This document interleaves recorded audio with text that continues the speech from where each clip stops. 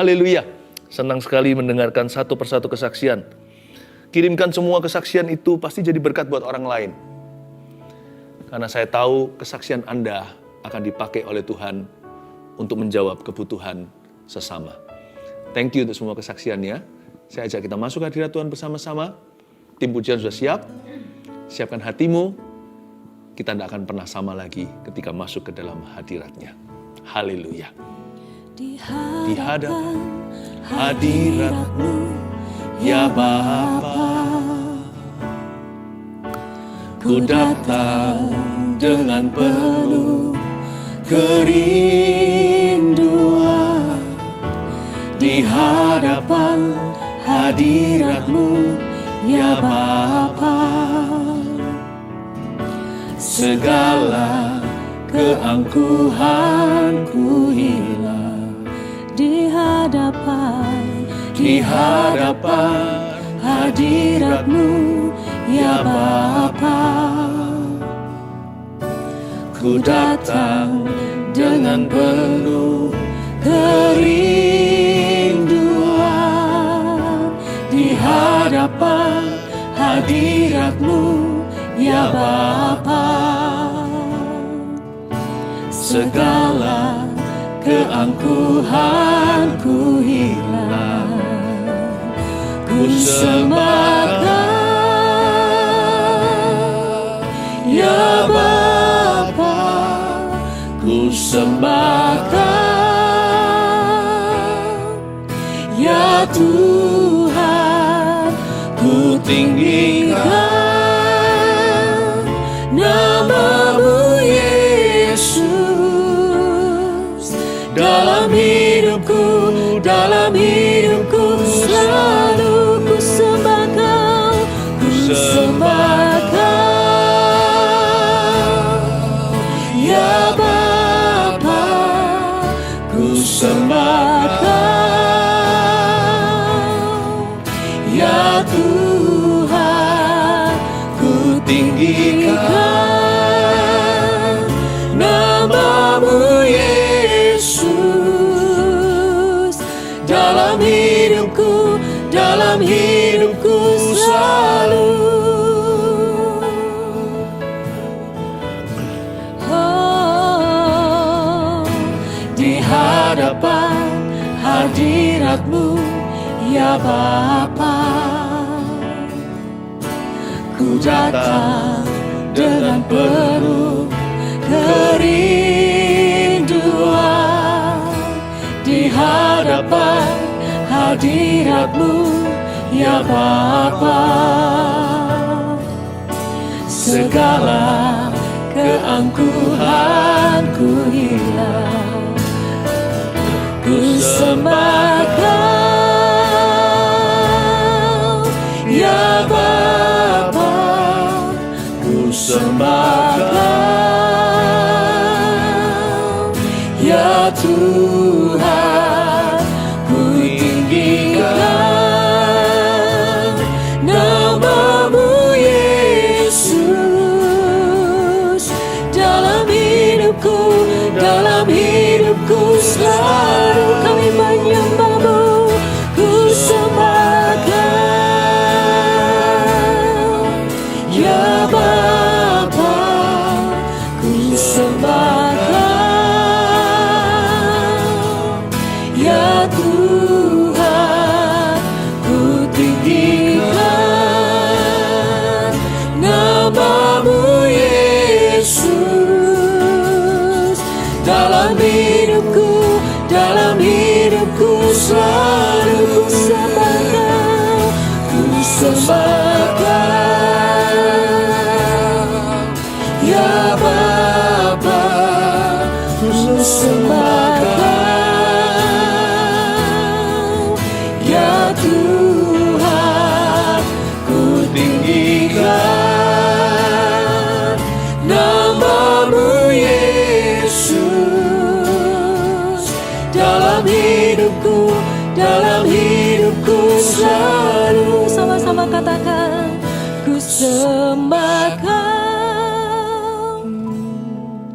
ya Bapa, ku ku sembah Kau,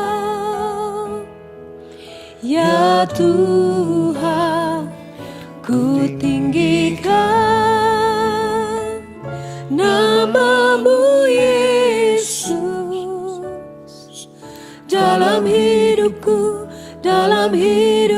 selalu ku sembah Kau, ku sembah Kau, ya Bapa, ku sembah Kau, ya Tuhan, ku tinggikan nama-Mu Yesus. Dalam hidupku selalu, dalam hidupku selalu,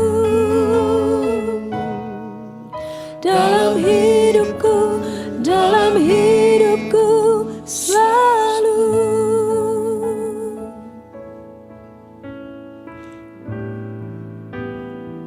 Kaulah Tuhan, Kaulah Tuhanku, Kaulah Rajaku,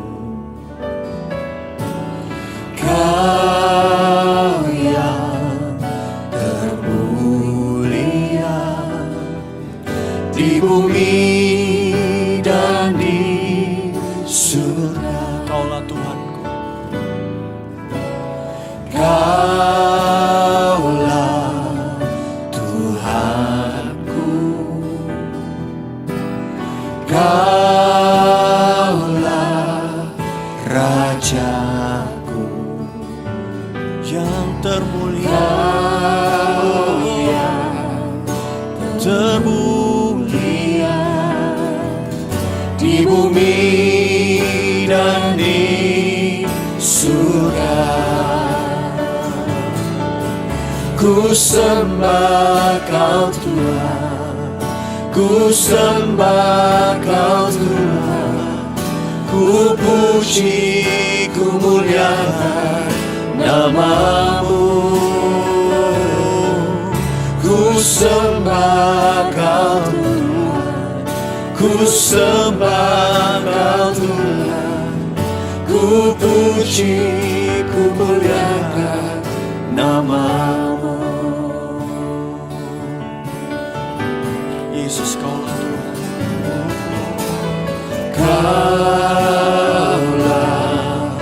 Tuhanku, Kaulah Rajaku, Kau yang termulia di bumi dan di surga.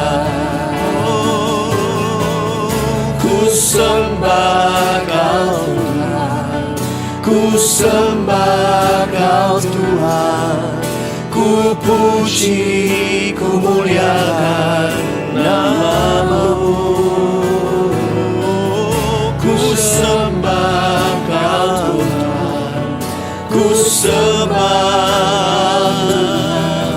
ku puji, ku muliakan nama-Mu. Ku sembah Kau Tuhan, ku sembah Kau Tuhan, ku sembah Kau Tuhan, ku puji, ku muliakan nama-Mu.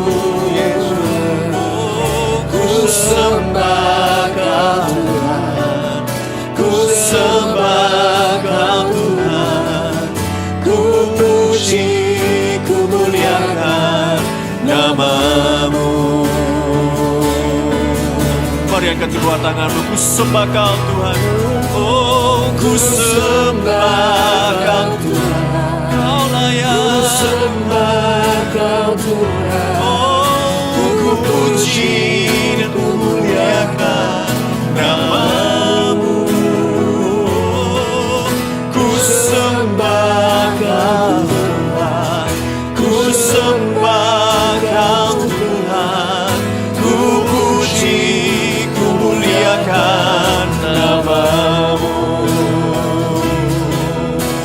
puji, ku muliakan nama-Mu. Ku puji, ku muliakan nama-Mu. Kami sembah Tuhan dengan segenap jiwa.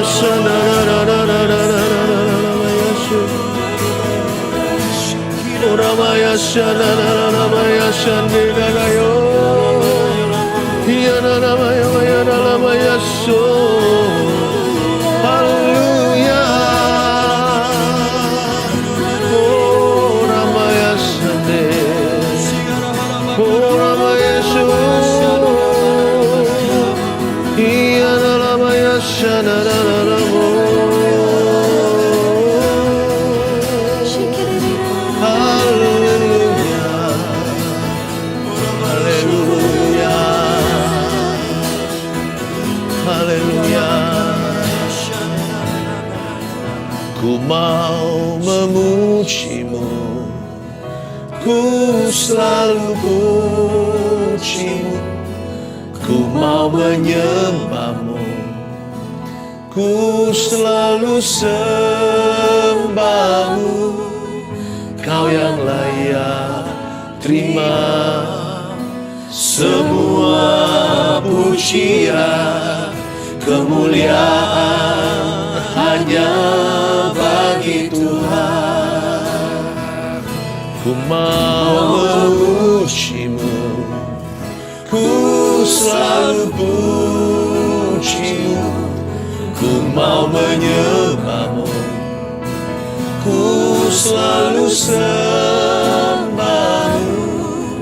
Kau yang layak terima semua pujian, kemuliaan hanya bagi Tuhan.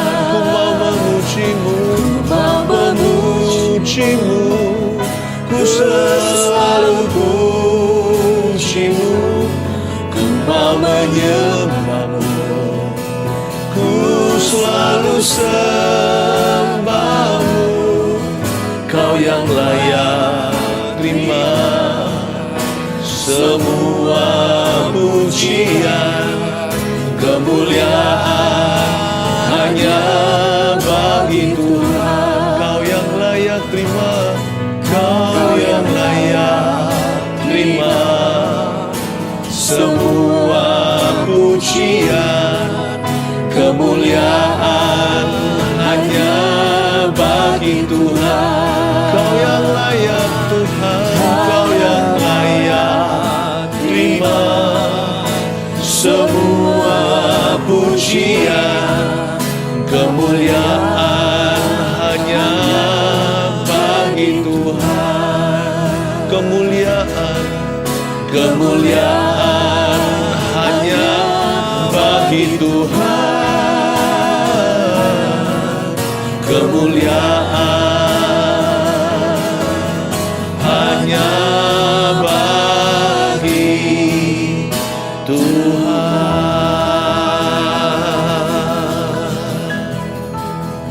Segala kemuliaan hanya bagi-Mu. Terimalah glory dari seluruh keluarga saat teduh. Kau satu-satunya penolong kami yang sungguh. Yesus, tiada yang seperti-Mu. Ajari kami hari ini ya Guru, Maha Guru, teach us. Teach us how to believe in you. Ajari kami untuk percaya, menyembah, dan ajari kami untuk dengar-dengaran dengan-Mu. Sampaikan sabda-Mu, sembunyikan hamba-Mu di balik salib, kayu salib yang kasar itu, sembunyikan aku. Dalam nama Yesus. Amin. Haleluya. Puji Tuhan. Mari kita sama-sama mengambil catatan dan Alkitab yang sudah kita persiapkan. Kita akan belajar firman Tuhan hari ini. Saya berikan judul, Anda catat ya, pelajaran berharga dari Ishak untuk kita. Ya, ini Bapak Ishak, putranya Abraham, papanya Esau Yakub. Pelajaran berharga dari Ishak untuk kita. Sadarkah kita bahwa kejadian-kejadian di Alkitab itu ditulis untuk pembelajaran kita, agar supaya kita diberkati. Jadi pengalaman hidup orang lain itu adalah guru, supaya kita sendiri nggak perlu melalui kesalahan mereka. Nah, kejadian di firman Tuhan semuanya itu betul-betul diceritakan gamblang. Benar salah mereka Tuhan tidak tutup-tutupi, Roh Kudus inspirasi. Supaya Anda dan saya jadi smart. Lebih tepatnya jadi berhikmat.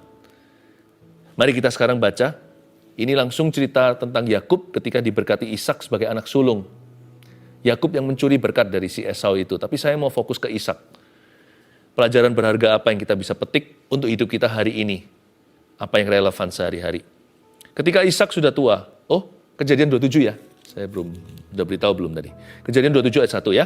Ketika Ishak sudah tua dan matanya telah kabur, sehingga ia tidak dapat melihat lagi, dipanggilnyalah Esau, anak sulungnya, serta berkata kepadanya, "Anakku." Saud Esau, "Ya Bapa." Berkatalah Ishak, "Lihat, aku sudah tua, aku tidak tahu bila hari kematianku. Maka sekarang, ambillah senjatamu, tabung panah dan busurmu. Pergilah ke padang, dan burulah bagiku seekor binatang. Olahlah bagiku makanan yang enak seperti yang kugemari. Sesudah itu bawalah kepadaku supaya ku makan, agar aku memberkati engkau sebelum aku mati." Ini kan harusnya bagus ya, Papa yang peduli. Tapi kalau Anda dan saya teliti, di sini ada sebuah kesalahan besar yang Ishak hampir lakukan, yaitu memberikan berkat kepada orang yang Tuhan bilang dia bukanlah pewaris berkat itu. Sekalipun si Esau itu anak yang sulung, tapi Tuhan sudah berfirman. Saya jelaskan dulu satu persatu ayat per ayat ya. Ayat pertama, ketika Ishak sudah tua dan matanya telah kabur. Jadi Ishak ini umur berapa? Dia berumur 137 tahun. Ketika kejadian ini terjadi. Ketika Ishak sudah tua dan matanya telah kabur. Saya bisa mengerti. Kalau orang itu sudah tua, lanjut sekali usianya, jangankan 137. Umur 80 aja pendengaran mulai berkurang atau mata mulai kabur. Ini sudah lebih dari 100 tahun. Jadi Ishak ini hidup sampai umur 180. Sejarah mencatat dan Alkitab juga menuliskannya. Dari 137 ke 180, dia masih hidup 43 tahun lagi setelah itu. Jadi kejadian ini sebenarnya bukan pada saat dia hampir mati. Dia masih hidup lagi cukup lama setelahnya. Tapi dia nggak bisa resiko, karena dia sudah tua. Kalau sudah umur segitu, kapan saja. Zaman dulu orang hidup lebih lama. Zaman itu ya.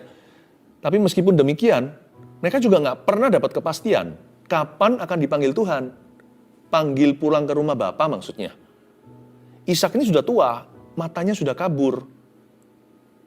Tapi dia berkata di ayat 2, berkatalah Ishak, "Lihat, aku sudah tua. Aku tidak tahu bila hari kematianku." Menurut saya sih bijaksana. So far so good di dua ayat ini. Dia kepingin menata rumah tangganya. Ya. Dia mau tulis surat wasiat. He wanted to write his will. Ya. Dia mau settle affairs of his household. Dia mau mempersiapkan setelah kepergian. Menurut saya ini orang tua yang sangat bijaksana. So far so good sih. Malahan hari-hari ini kita itu nggak punya persiapan. Jangankan anak muda. Seringkali kita tuduh orang muda itu nggak punya persiapan hidup. Siapa bilang? Orang tua kadang-kadang melakukan hal yang sama, serupa atau lebih fatal. Kalau orang muda tidak mempersiapkan masa depan, kita yang semakin hari semakin tua tidak mempersiapkan keturunan. Kita tidak mempersiapkan orang-orang yang selanjutnya. Kita hidup untuk generasi kita. Saya jadi ingat Hizkia. Hizkia didatangi Yesaya. Nabi seperti ini pasti tidak disambut welcome. Kan kita suka sekali kalau kedatangan Nabi itu dapat nubuat atau nubuatan yang indah-indah. Tapi Nabi ini datang dan berkata, "Hei Raja, you akan meninggal dunia. Rapikan rumah tangga. Tolong settle your affairs. Urusan-urusan itu loh dibuat beres. Nanti kalau mati jadi kacau balau. Write your will atau tulis surat wasiat. Jadi semua orang jadi tahu, nggak tabrakan nanti di lapangan." Hizkia nangis kan, kita semua tahu ceritanya di Perjanjian Lama, di kitab Raja-Raja. Lalu dia menghadap tembok, mewek di depan Tuhan. Tapi Tuhan dengarkan, oh Tuhan itu cinta. Dikasih tambah 15 tahun hidupnya. Ya itu cerita lain kali, nanti saya akan bahas itu ya. Tapi intinya adalah, Tuhan itu baik. Memberitahu kepada seseorang sebelum dia mati, supaya nanti jangan yang terpongah-pongah. Pongah-pongah adalah generasi berikutnya. Atau nanti segala sesuatu ditinggalkan untuk orang yang tidak siap untuk hal itu. Jangan-jangan yang kita tinggalkan nanti hutang, piutang. Jangan-jangan yang kita tinggalkan adalah dosa. Berapa banyak orang seperti macan tutul mati meninggalkan tutulnya. Orang berdosa mati meninggalkan dosanya. Jangan sampai hidup bagi generasimu sendiri. Hari-hari ini saya mendapat rema waktu saya belajar soal Ishak yang sudah tua. Meskipun bukan pas mendekati kematian, dia masih hidup cukup lama. Dia nggak bisa resiko. Dia cepat-cepat tata rumah tangganya. Ini bijaksana. Ada sebuah rema yang saya dapatkan. Pelajaran berharga dari Ishak untuk kita. Baik yang muda maupun yang tua. Termasuk yang tua apalagi kita semua nih. Saya sih semakin hari semakin tua juga. Saya bukan before 30. Jadi semua harus saya pikirkan jauh hari. Untuk gereja, untuk keluarga, untuk orang lain. Ya. Nomor 1, ini rema itu. Tulislah ini, rapikan urusan rumah tangga selagi bisa. Saya rasa Roh Kudus sedang berbicara kepada beberapa orang atau tepatnya lebih kepada banyak orang. Beda-beda sih tiap orang aplikasinya, tetapi pokoknya rapikan rumah tangga Anda selagi bisa. Nggak tentu bicara soal tua loh ya. Kalau mau melayani Tuhan itu sekarang, jangan tunggu nanti stroke lalu kita janji-janji dan berkata kalau Tuhan sembuhkan aku akan melayani. No. Melayani kalau masih mampu. Mengasihi kalau masih ada waktu. Mengampuni selama masih diizinkan. Kita hidup di dalam pengampunan supaya nanti dosa kita pun diampuni oleh Tuhan kalau ketemu Tuhan suatu hari muka dengan muka. Ya. Tapi juga berarti rapikan urusan rumah tangga Anda selagi bisa. Sebuah rema untuk para ayah. Mungkin anak-anaknya masih kecil. Pikirkan jauh hari. Kadang-kadang kita ini lucu.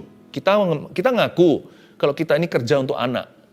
Kita persiapkan semua kecuali anaknya. Kok bisa ya? Kita orang-orang timur, itu kan orang-orang Asia, apalagi orang Indonesia, selalu mikir apa-apa untuk anak kan. Tapi lucunya semua dipersiapkan seputar anak itu, tapi anak itu nggak pernah dipersiapkan, anak itu nggak pernah diajak bicara, anak itu nggak pernah dikasih wejangan, nggak pernah dikasih masukan, melulu hanya dikasih rotan.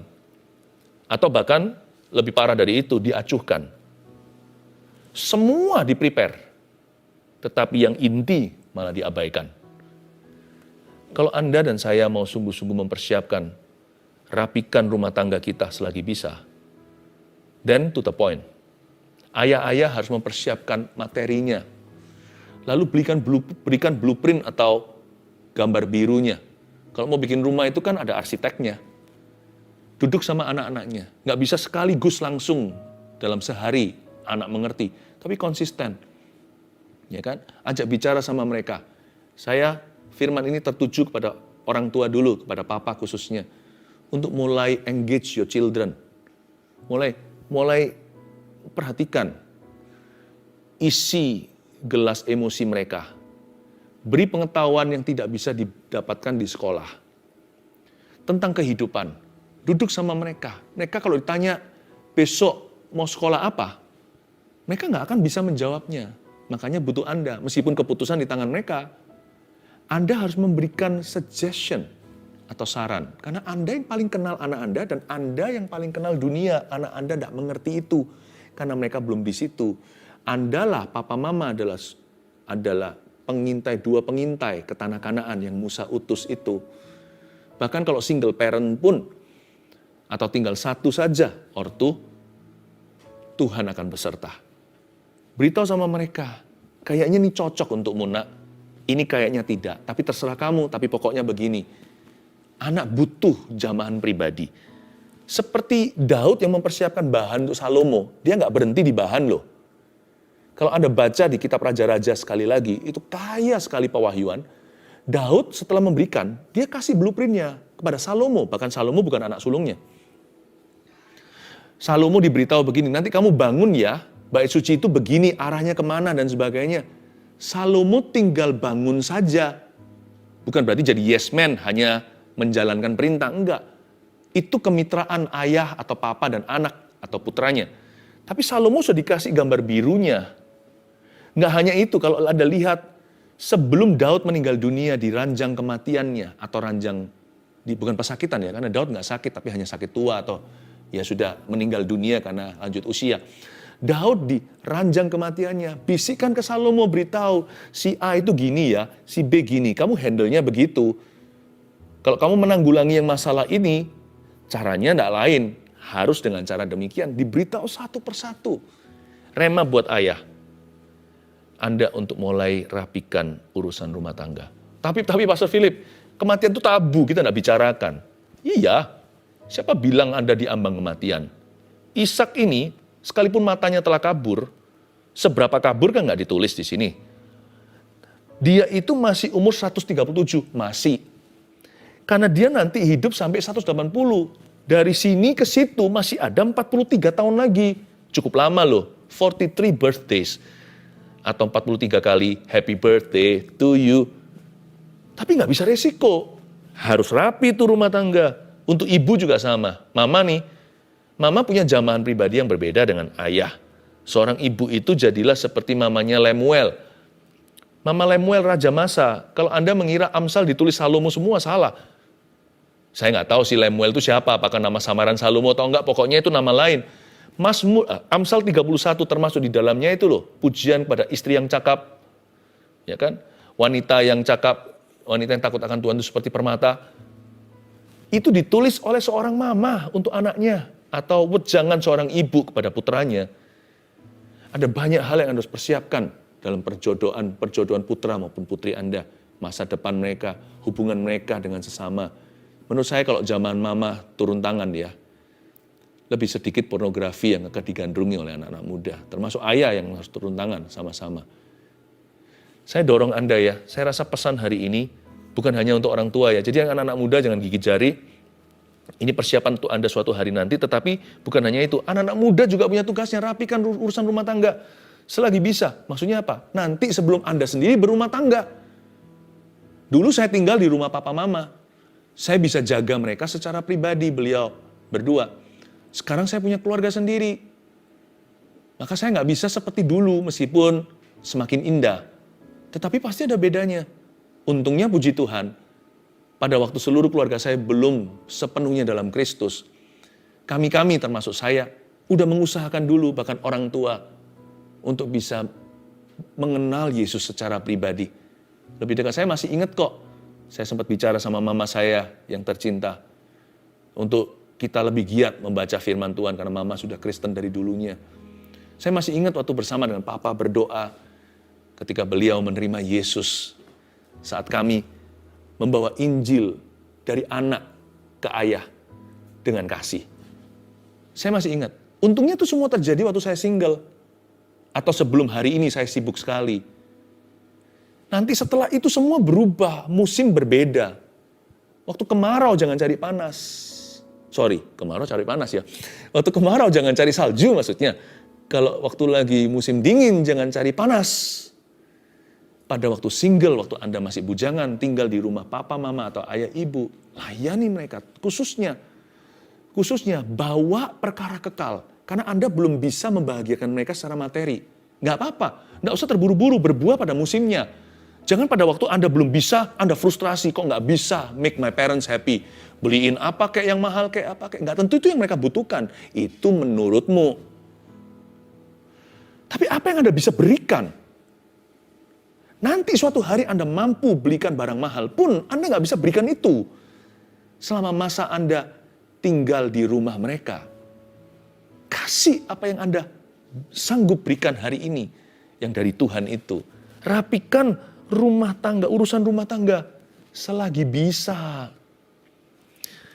Nggak gitu, sebanyak orang itu hidup hanya untuk masa depan gitu loh. Oh, mimpinya, tapi yang sekarang diabaikan. Seperti saya katakan tadi, seputar anak disiapkan, anaknya sendiri nggak peduli. Udah nanti. Atau orang hidup di masa lalu, itu lebih payah lagi. Dia nggak bisa lihat masa kini, masa depan. Dia terus menyesali. Orang seperti itu nggak bisa maju. Tapi Tuhan mau Anda hidup di masa kini dan melihat masa depanmu. What should you prepare? Apa yang harus Anda persiapkan? Beberapa orang perlu kembali sekolah. Kalau masih bisa. You prepare. Let's prepare not only. You know, some people say, ada beberapa orang yang pernah berkata gini, saya sih siap mati. Ketika kenal Yesus sudah siap meninggal setiap saat saja. Jangan cepat-cepat, tetapi kita siap segala waktu. Mengapa? Karena dalam Kristus hidup adalah Kristus, mati adalah keuntungan. Tapi banyak orang nggak siap loh untuk masa tua. Apa ya, kadang-kadang hari-hari saya renungkan, apa yang harus saya persiapkan untuk masa tua saya ya? Jikalau Tuhan izinkan saya hidup selama itu. Apa yang harus saya prepare ya? Saya ingin sekali memprovokasi dengan cara yang baik. Pikiran-pikiran yang Anda pendam atau selama ini Anda anggap tidak penting. Karena Tuhan ingin memberi Anda masa depan penuh pengharapan, maka masa kini harus penuh persiapan. Tangkap itu. Nah, kita sekarang lihat ayat yang ketiga. Maka sekarang ambillah senjatamu, tabung panah dan busurmu, pergilah ke padang dan burulah bagiku seekor binatang. Olahlah bagiku makanan yang enak seperti yang kugemari. Sesudah itu bawalah kepadaku supaya kumakan, agar aku memberkati engkau sebelum aku mati. Nah, disinilah kesalahan. Ayat 3, biasalah instruksi kepada Esau yang suka berburu. Ayo ambil senjatamu, tangkaplah hewan hutan, lalu nanti masakkan dengan cara yang aku paling suka. Mau kare kek, atau pakai, nggak tahulah bumbu apa yang dia suka. Supaya aku makan. Nah, di sini kesalahannya. Agar aku memberkati engkau sebelum aku mati. Pastor Philip, apa salahnya sih memberkati? Karena Ishak memberkati sesuatu yang merupakan sebuah kelancangan. Dan dia tahu. Nah, saya harus buka cerita ini. Karena Alkitab tidak silent. Alkitab itu tidak diam dan menutupi.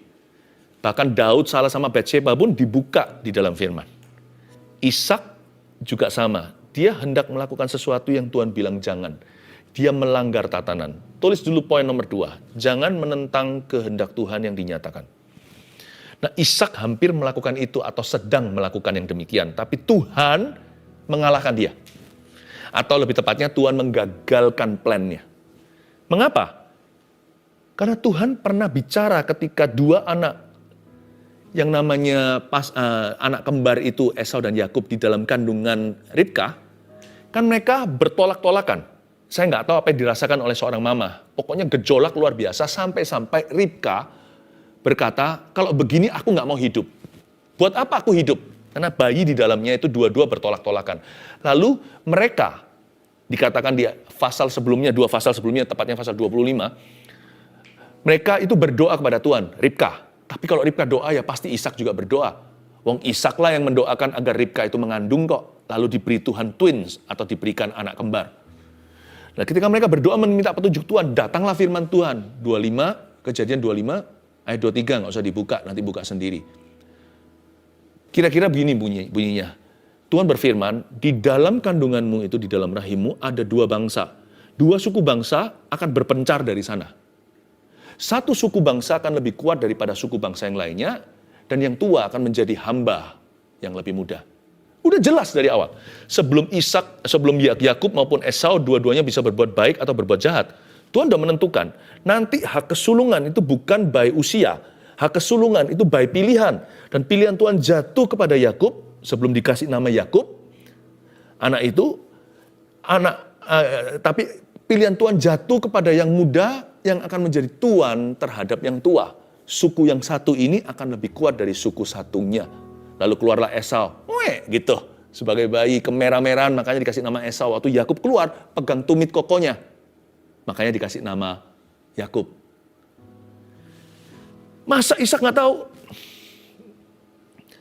Saya aja mencatat, saya sebagai orang yang tidak sekenal Tuhan seperti Bapak Abraham, Ishak, Yakub aja, saya aja mencatat apa yang Tuhan katakan dalam hidup saya. Bukan hanya di memori, saya catat beneran. Tanggal berapa Tuhan ngomong apa sama saya. Apa yang dinyatakan, saya nggak akan sia-siakan. Karena saya tahu Tuhan mean it, atau Tuhan serius dengan itu. Dan Tuhan udah menyatakan sama Ishak, dia tahu kok. Dia tahu. Tapi dia mau menentang kehendak Tuhan. Siapa tahu Tuhan berubah pikiran. Dia mencoba melawan takdir yang dinyatakan. Bukan berarti saya percaya takdir lalu kita nggak berbuat apa-apa, bukan. Tetapi ini jelas-jelas Tuhan sudah menyatakannya kepada mereka berdua, suami istri. Belum lagi si Esau itu sudah kelihatan nampak, bukanlah orang pilihan. Mau tahu kenapa? Karena Esau mengambil 2 perempuan Kanaan sebagai istrinya. Bukankah Ishak sendiri mengerti bagaimana Abraham mengusahakan jodohnya, yaitu Ribka? Itu Abraham kirim hambanya yang paling tua, yang paling dipercaya di seluruh rumah tangganya untuk pergi ke rumah kampung halamannya untuk cari seorang istri dengan wanti-wanti, dengan sebuah peringatan keras. Jangan membawa Ishak kembali ke situ, dan dengan peringatan lebih keras lagi, jangan ambil perempuan Kanaan. Mengapa kok perempuan Kanaan nggak boleh? Karena mereka tidak seiman, gitulah ya bahasa simpelnya.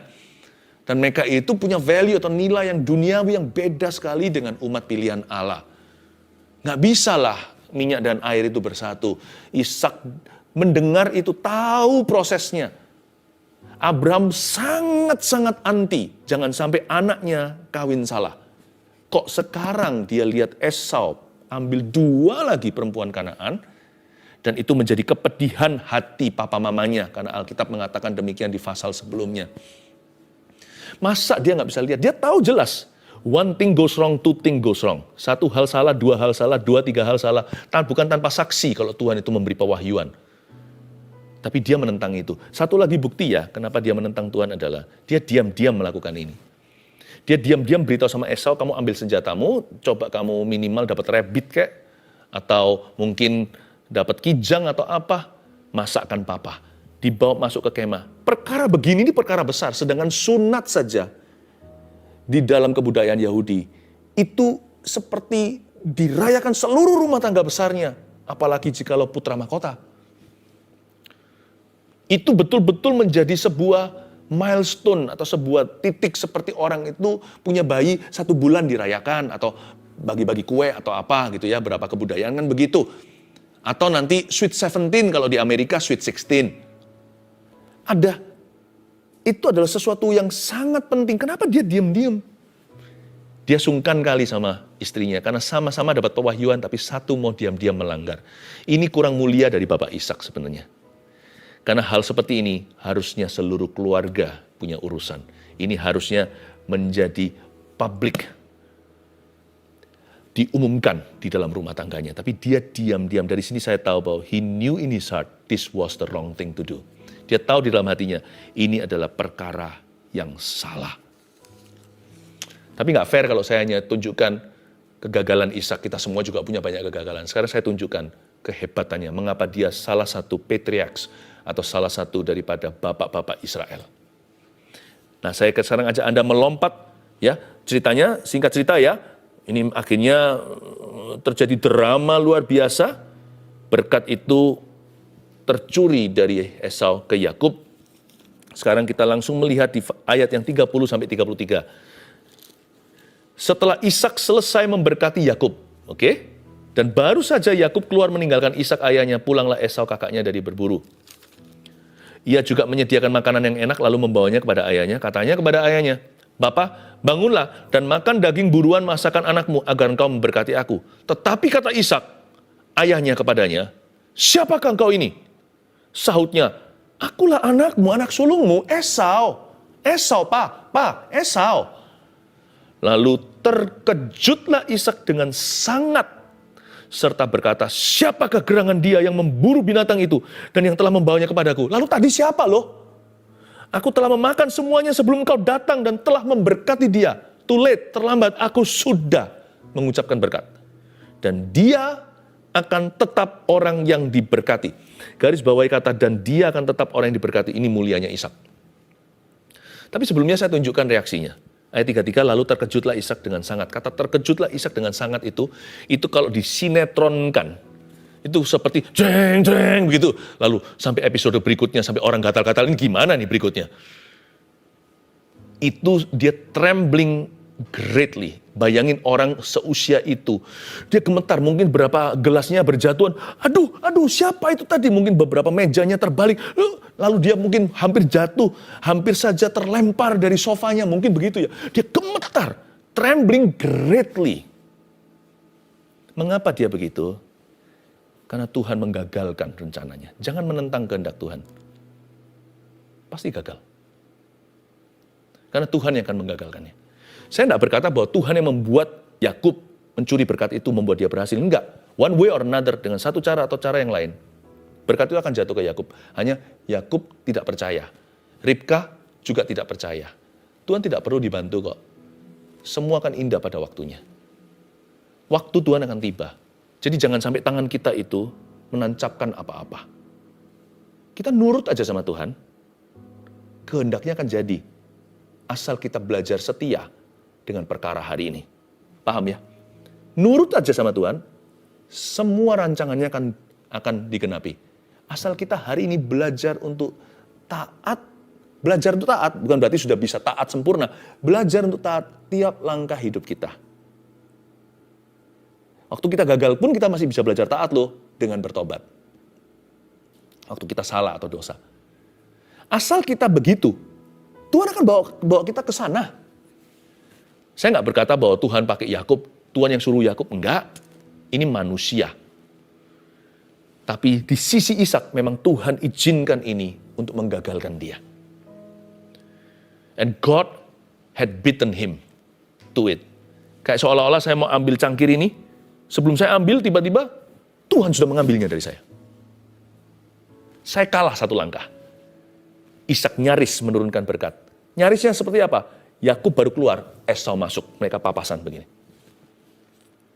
You can never win against God. Nggak akan bisa menang. Karena kita nggak mungkin bisa outrun Tuhan. Nah, tetapi mulianya Ishak di mana? Kalau Anda baca. Setelah dia gemetar demikian rupa, syok setengah mati, untung aja dia nggak stroke dan mati, dia berkata, aku telah memakan semua sebelum kamu datang tadi dan telah memberkati dia. Lalu kalimat berikut inilah kemuliaannya. Dan dia akan tetap orang yang diberkati. Dan Ishak berkata, indeed, he will stay blessed. Luar biasa ya. Dia berkata, indeed, sungguh, sesungguhnya aku katakan padamu, dia tetap akan diberkati. Aku tidak akan mencabut berkat itu dari dia. Ketika Ishak menyadari bahwa dia telah salah, dia tidak bersikukuh berada di dalam kesalahannya. Dia berbalik segera dan berkata, I know there is God in this. Ada Tuhan di dalam ini. And that man will remain blessed. He will stay blessed. Dan orang itu akan tetap diberkati. Ini membuat Esau nangis setengah mati. He will remain blessed. Tiba-tiba dia ingat mungkin, pasal 25 ayat 23, di dalam rahim ada dua suku. Yang satu suku lebih besar. Dan yang tua akan menjadi hamba kepada yang muda. Dia langsung ingat dan berkata, let God's will be done, biar kehendak Tuhan jadi. Dan dia berbalik segera dan mengucapkan kalimat berikut ini yang membuat saya terharu. And he, dalam keadaan buta nih, and he will remain blessed. Dan dia akan tetap diberkati. Banyak orang kalau sudah salah gimana? Terlanjur, telat. Lanjut aja.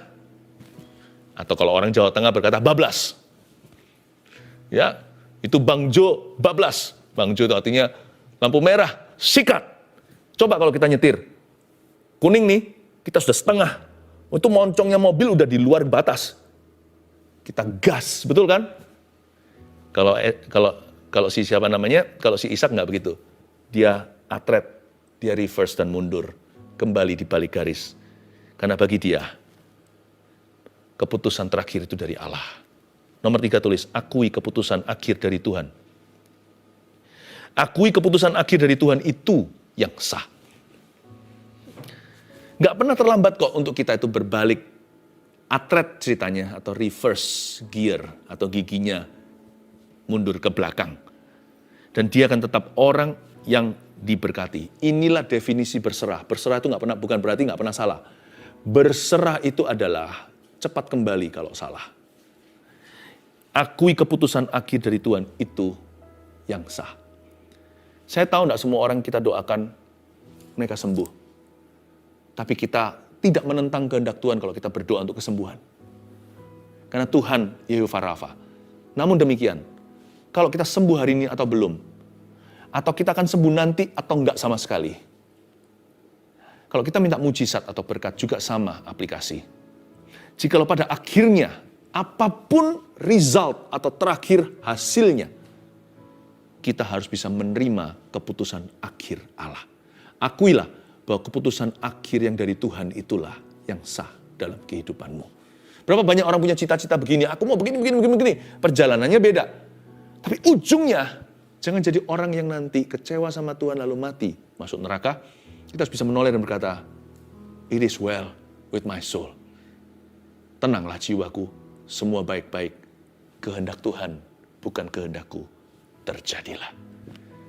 Kalau kita bisa begitu, kita orang yang paling plong. Saya kagum sama Bapak Ishak. Dia juga pernah kedagingan. Tetapi saya lihat rohnya dia itu benar di hadapan Allah. Dia berkata, and he will remain blessed. Dia tidak retract atau tidak mengambil kembali berkatnya. Dan dia tidak bersikuku dalam kesalahannya. 3 hal ini yang kita bisa pelajari dari Bapak Ishak hari ini. Terapkan dalam hidupanmu rema-rema dari Roh Kudus ini. 1, rapikan urusan rumah tangga selagi bisa. Oke? 2, jangan menentang kehendak Tuhan yang dinyatakan. Don't even think about it. Bahkan jangan dipikirkan. Jangan coba-coba ke arah situ. 3, akui keputusan akhir dari Tuhan itu yang sah. Haleluya, tangan Tuhan sedang merendah. Rencana indah bagi kita hari ini. Thank you Tuhan. Apa yang kau alami kini mungkin tak dapat engkau mengerti. Cobaan yang engkau alami tak melebihi kekuatanmu. Tuhanmu tak akan memberi ular beracun pada yang minta roti. Satu hal tanamkan di hati, indah semua yang Tuhan beri. percaya. Tangan Tuhan sedang merendah suatu karya yang agung mulia. Saatnya kan tiba nanti, kau lihat pelangi kasih-Nya. Dari awal kita nyanyikan dan hayati. Apa yang kau alami kini mungkin tak dapat engkau mengerti. Cobaan yang engkau alami tak melebihi kekuatanmu. Tuhanmu tak akan memberi ular beracun pada yang minta roti.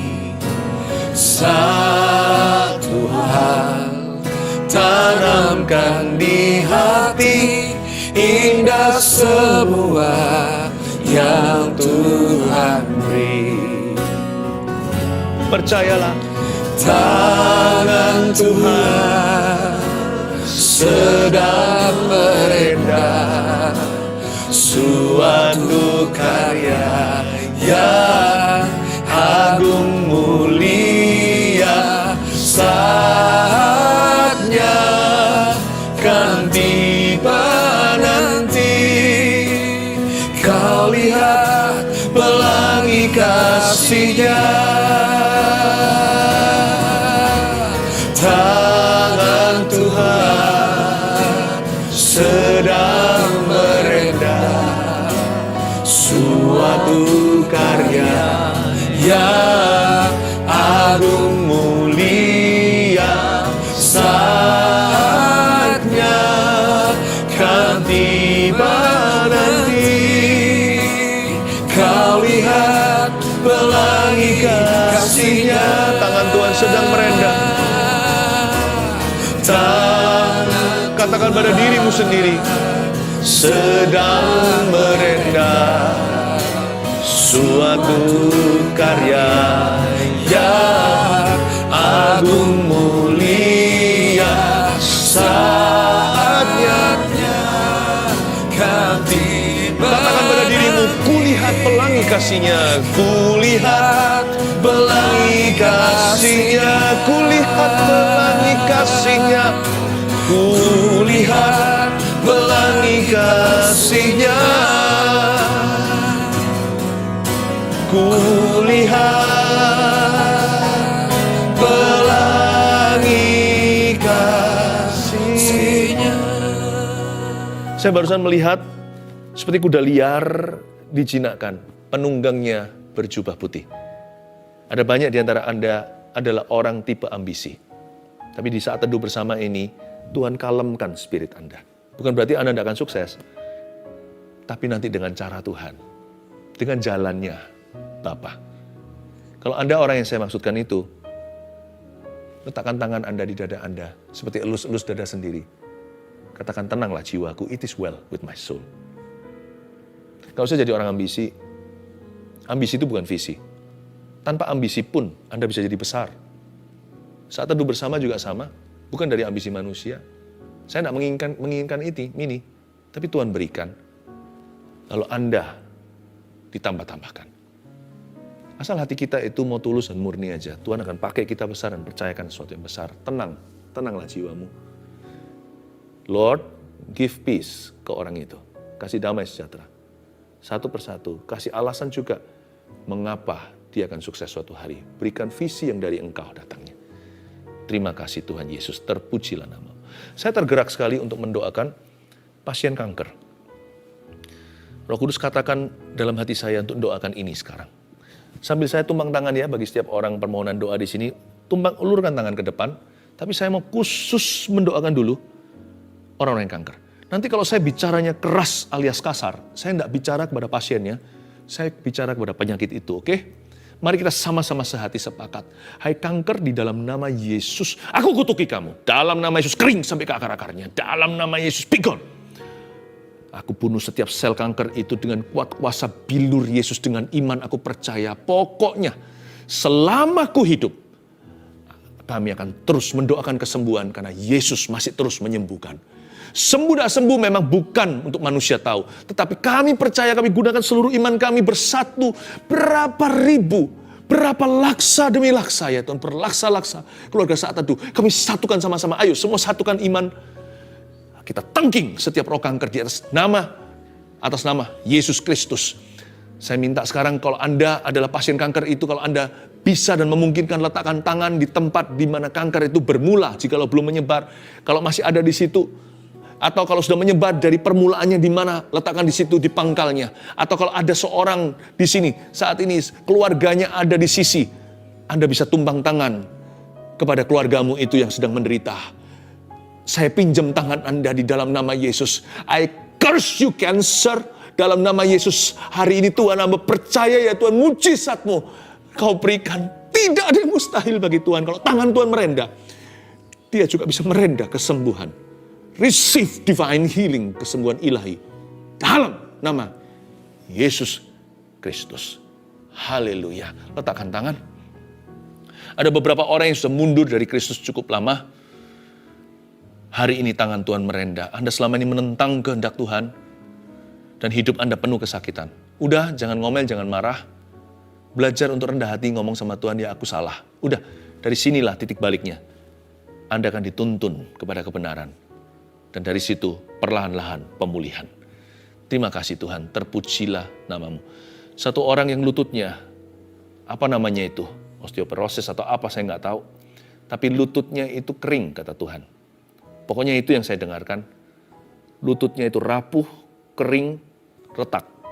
Sakit, ngilu, dan itu retak memang harus diganti lututnya. But now listen, in Jesus name, lututmu sekarang baru tanpa operasi. Dalam nama Yesus sakit itu pergi, nanti next ke dokter lagi, dokter pun akan melihat dan memverifikasi kesembuhan yang telah terjadi. Receive healing in Jesus name, dalam nama Yesus.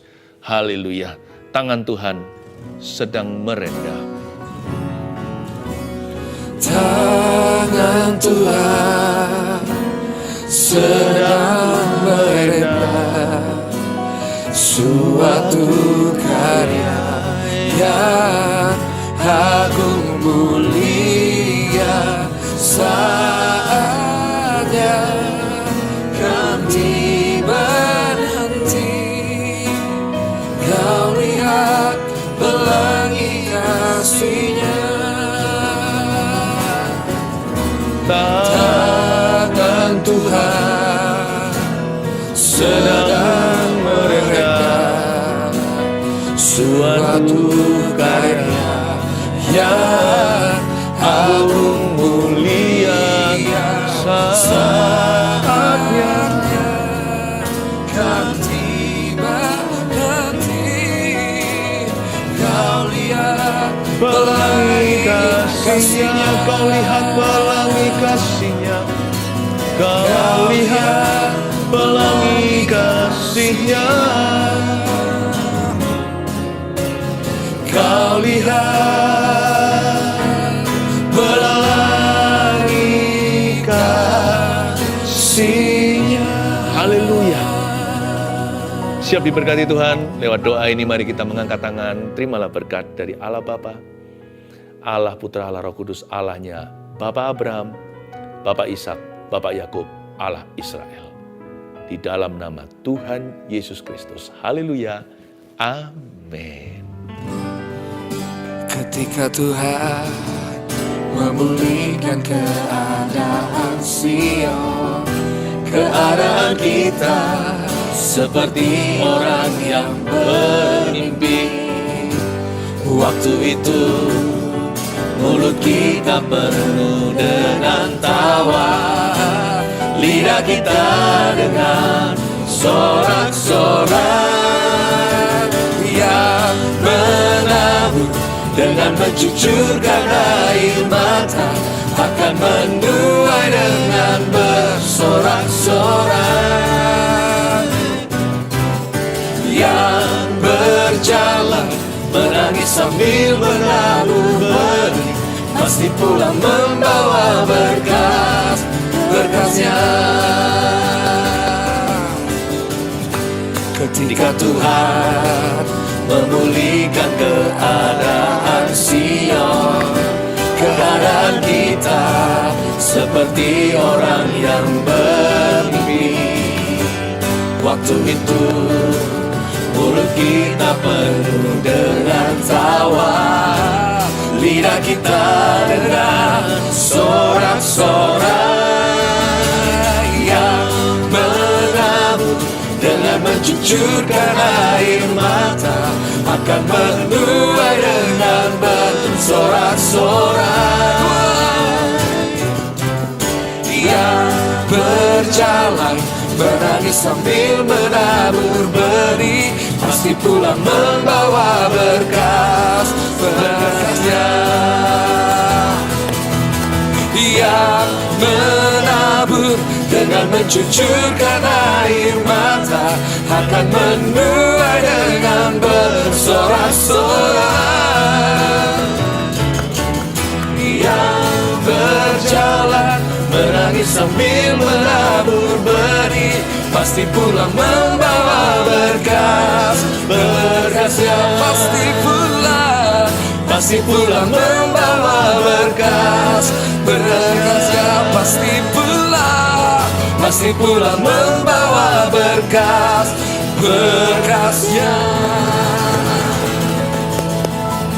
Bye-bye.